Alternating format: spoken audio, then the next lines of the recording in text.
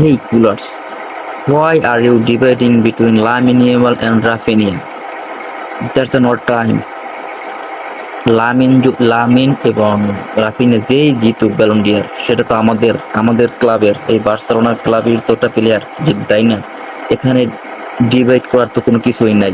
Lamine জিতলে that's okay, রাফিনে জিতলে that's okay, আমাদের প্লেয়ার। এখানে আপনি আলাদা হয়ে যাইবেন না, লামিন জিতলে ভালো হয়, দরকার নাই। আমাদের বার্সা প্লেয়ার জিততেছে, এই জিতবে এটাই বড় কথা।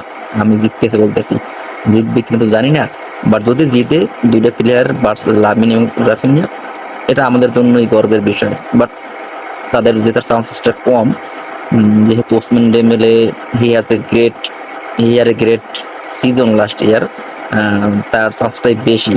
But hopefully best of luck our this two great player Lamine and Raphinha, hope for the best.